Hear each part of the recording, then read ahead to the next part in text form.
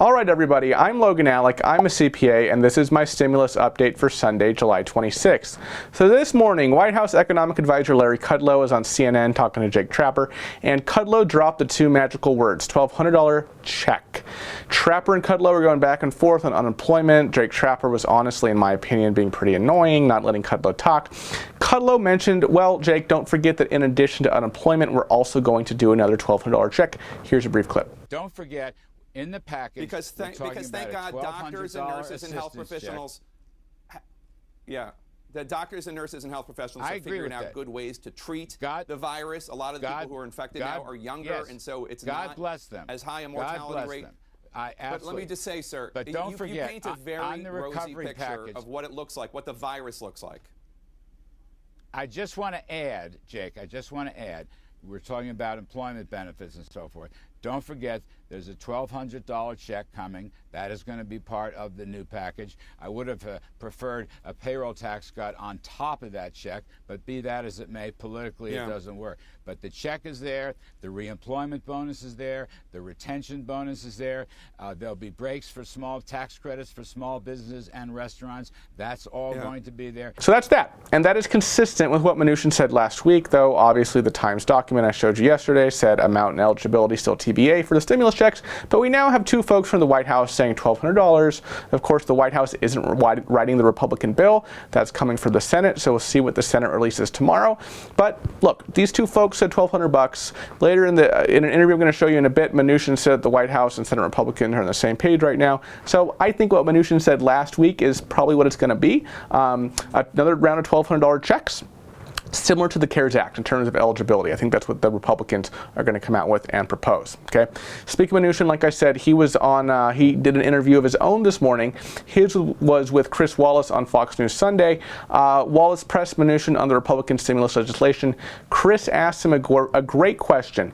Chris says, "Look, Mnuchin, Democrats put together a bill in May. Now, just my personal side note, was the HEROES Act that the Democrats passed in the House in May a truly serious effort of bipartisan legislation? No, not one bit. It wasn't terribly helpful. But nevertheless, the Democrats did put out a bill, and now here we are, the last week of July, the FPUC having run out for millions of Americans with the Republicans still not having shown us a bill. So it's in this context that Chris asked the Secretary a very pointed question. Here it is. Won't millions of Americans and millions of businesses pay the price because the White House and Senate Republicans can't get your act together? Well, Chris, first let me say I think that's an unfair characterization. The administration and the Senate Republicans are completely on the same page. Mark Meadows and I were up yesterday just working on technical issues in the drafts. We had previously agreed on all these issues earlier in the week. We want to move forward quickly. The bill will be introduced Monday, and we're prepared to act quickly. This is all about kids and jobs. This is our focus, and we want to make sure something gets passed quickly so that we deal with the unemployment and all the other issues, paycheck protection plan, tax credits to rehire people, and money for schools. So Mnuchin says that the White House and Senate Republicans are on the same page with the next stimulus legislation. He said that he and sidekick Mark Meadows, the White House Chief of Staff, were in the Capitol just yesterday working on technical issues in the drafts of the legislation. And Mnuchin reiterates McConnell's statement that McConnell said last week that we should see the Republican legislation tomorrow, Monday.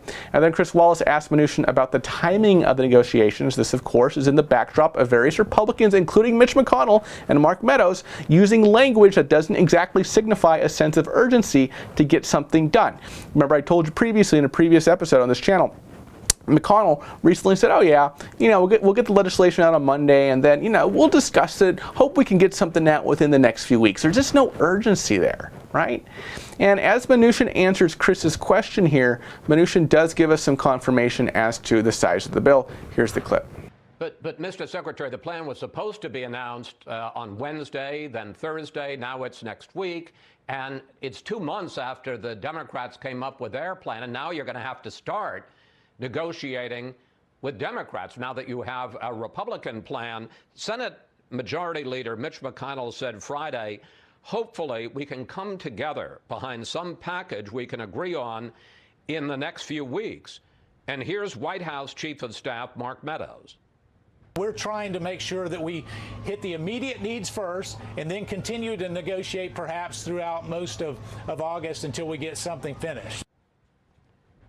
So do you have a GOP plan that will be announced tomorrow? And then what are laid off workers and what are struggling businesses supposed to do while you spend, as the White House Chief of Staff just said, until sometime in August negotiating with Democrats?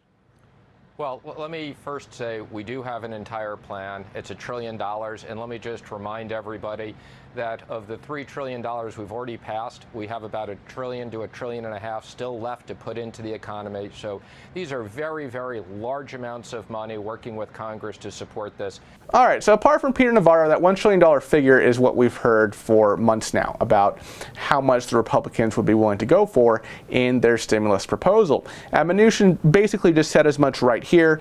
So let's think about this for a second. Best case, right, in this, the piece of Republican legislation we're going to see tomorrow, hopefully, is that they put another check for $1,200 in there, right? That's what Mnuchin said last week. That's what Kudlow said this morning.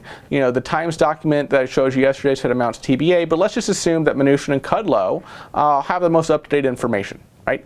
We won't know what exactly is going to be in there until we actually see it, but I think there's, you know, it's a pretty good chance that it's going to be a CARES Act type of stimulus check, okay, for round two. So let's put $300 billion as a placeholder for now for stimulus checks, right? Assuming it's similar to the CARES Act. So with a $1 trillion figure as our guide, right, and kind of looking at the New York Times document from yesterday, I'm thinking it could look something like this: $300 billion for stimulus payments, maybe $200 billion for some kind of continuation of the enhanced unemployment, $120 billion for school reopenings and child care. That's from the New York Times document. $115 billion for public health, mostly COVID-19 related. Again, kind of based on that New York Times document.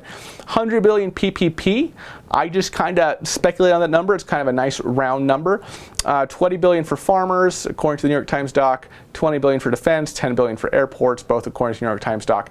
And then we have this $15 to $115 billion for the miscellaneous stuff in the bill, right? There's stuff about Medicare, some tax credits, tax deductions, liability protection. You know, that's kind of a grab bag of things there. So, you know, this is just my speculation, folks, just my speculation, right? But based on the $1 trillion figure that Mnuchin threw out there, and also knowing what the allocations were under the CARES Act, and of course, kind of looking at that New York Times leak for some information, that's just my speculation at this point.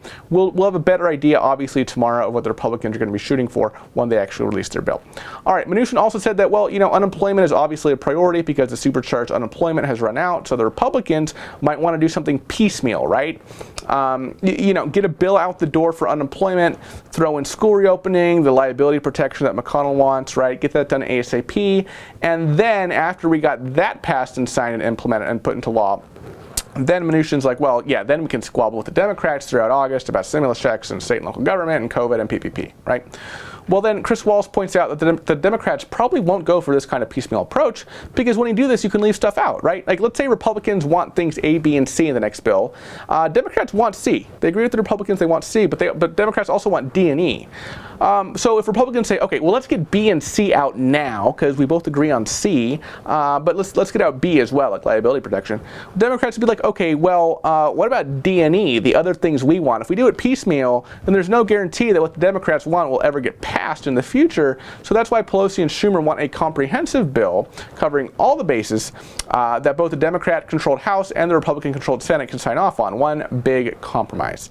And here's Mnuchin's response. Well, Chris, just remember, when we did the last plan, and let me say, you know, when you talk about piecemeal, this will be the 5th set of legislation. So there's no reason why we can't have number 5, 6, and 7 as we need to deal with issues. And obviously, anything we need bipartisan support. But as it relates to unemployment insurance, we knew there was going to be large unemployment. We had a technical issue with the states and how they were going to be able to do this. So we picked a number that on the average looked okay. But what we've seen is now that we want to have the technical correction and we want to have something which pays people about 70% wage replacement, which I think is a very fair level. So it's not a fixed number. It's something that pays you a percentage of your wages that are lost. Okay, so Mnuchin still appears to believe that states will be able to pull off a more targeted, individual by individual federally funded unemployment benefit, which was impossible last time, which is why Republicans signed off on the blanket extra $600 a week for everybody on unemployment. In Republicans' ideal world, there would probably not be any supercharged unemployment benefits. That's probably an exaggeration, but now they want to tie the enhanced unemployment to get to what you made before you were laid off, right? I mean, that's great in theory, but will it roll out efficiently for the people who need the money in practice is the big question. Months ago, I made a video about why the state unemployment systems are so bad and archaic, and a lot of intelligent people are saying, no, states will not be ready to tie the federally funded enhanced unemployment to the individual's prior wage. So, at least according to the Times document they shared with you yesterday, it looks like Republicans might go for a reduced, flat, enhanced unemployment payment at first, just to keep people alive and fed and with a roof over their head, especially with the eviction moratoria going away. You know, Kudlow actually said they might be looking to lengthen that, but you know, who knows? I haven't really heard much about that from the Republicans lately. Anyway, you know, and maybe that initial flat payment would be something like $200 a week or something like that. Maybe Dems negotiate them upwards, but then after that, Republicans seem to want to explore the plausibility of states being able to update their unemployment technology systems to accommodate a more targeted benefit. They've thrown 70% wage replacement this past week. That's what Trump said. So did Mnuchin. Kudlow also said on CNN this morning 70%. All right, now back to Chris Wallace and Steve Mnuchin. So then Chris asked Mnuchin about the payroll tax cut. Wallace points out that Trump was so animate about the payroll tax cut for so long, but then it looks like the administration has caved and you know, didn't fight very hard for that payroll tax cut that they talked about so much. Well, on this point, Mnuchin basically blamed politics. He said that it was clear that Pelosi would not go for a payroll tax cut, so that's why the White House stopped pushing for the payroll tax cut. All right, folks, that is my update for today. Mostly just chatter from two of our favorite White House personalities, Larry Kudlow, Steve Mnuchin. Thank you so much for watching, and I will see you next time. Bye-bye.